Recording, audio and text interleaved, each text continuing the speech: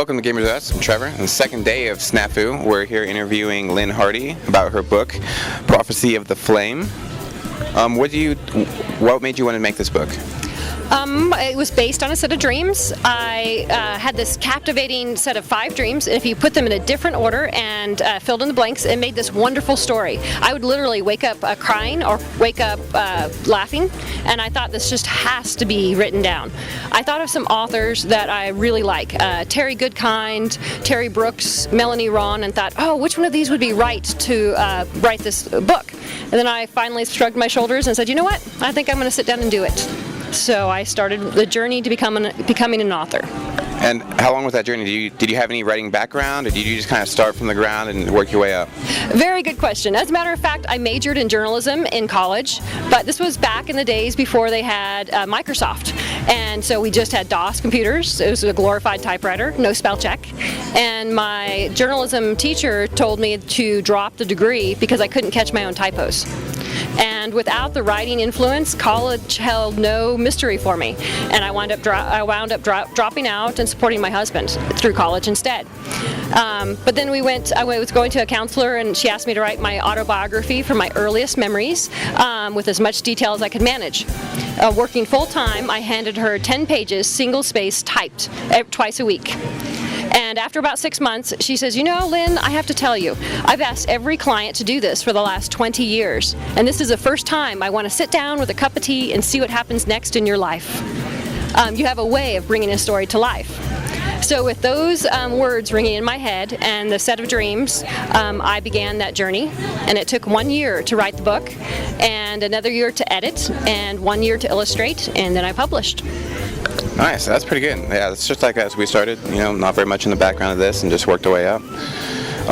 Have any fun adventures during any of that?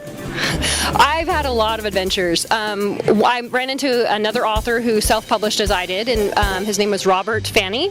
He had some great advice and helped me along the way, and his dad was friends with Aragon's agent.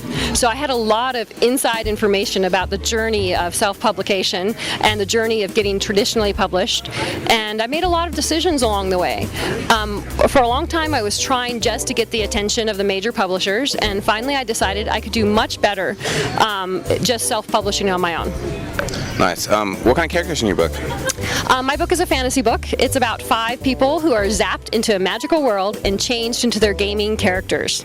So one guy gets to be an elf, another guy turns into a dwarf. The main character is a housewife who has no idea about gaming, and she becomes the most powerful sorceress on the planet.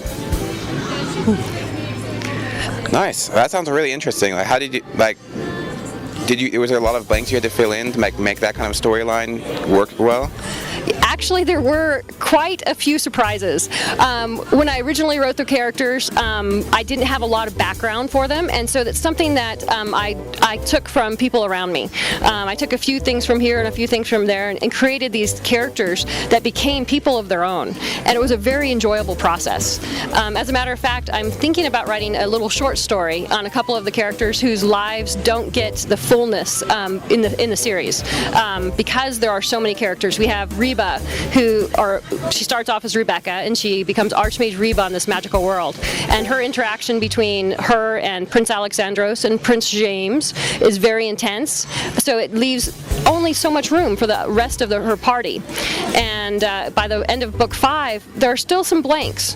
So I believe I will add to it with maybe an anthology story, helping out, fill in the blanks for all the other characters. Cool. And I also heard that this is being turned into a movie? Yes, I was actually approached in June of 2011 by a producer who found out that 100% of the proceeds from this book and my audiobook goes to helping homeless families with children. When the producer found this out, he said, you know what, we should really make a movie for this charity that would really help get it off its feet. And he knew a director. He's good friends with Chris Corey, and Chris liked the idea. And so we've begun the journey of making Prophecy of the Flame into a movie. The great thing about it is it's going to be an independent movie, but people are donating to this cause. We have a green screen warehouse that somebody's donated, a CG company is donating their computers, costumes are being donated. So it has the potential to be this really good, high-quality movie. We have some funding, but the only thing we're lacking is a rating. I don't know if you know about the Hollywood MPAA, Motion Picture Association of America. A little bit. They're kind of a good old boys club. They have a monopoly on rating movies, the RPG type thing. Without them, you cannot go nationwide into theaters. Chris Corey is ready. He's got the distribution in place to go to every theater. We just need the rating. So we're kind of doing a Facebook campaign, trying to get everybody to like our movie project page so that this can go into every theater in the nation with Prophecy of the Flame, and all the proceeds, 100% of the proceeds from this movie goes to helping homeless families with children. And what's the organization helping homeless families? Well, I actually started Agape Assistance in 2010. It was just last September that it was certified as a 501c3. I started it because I have this passion for families that are hit hard by the recession. There are so many of them that wind up on the street. It's just this downward spiral. And with children in tow, it brings it into a whole different dimension. I think children should not suffer for, the pitfalls that we adults face. And I think every child in America deserves a warm bed. That is why I started Agape Assistance. We help get people back on their feet. I have joined with Catch, and the 501c3 in Boise, Idaho, who have this great program mapped out. They have an 85% success rate of getting families back onto their feet within 6 months and becoming productive parts of society again. They have counseling for their finances, counseling for job hunting, and it's really a comprehensive program that I'm really happy to be part of. Yeah, it sounds like a really good program. Well, thank you for interviewing with us. Thank you. Nice to meet you. Nice to meet you as well. Have a good rest of your con. Thank you very much.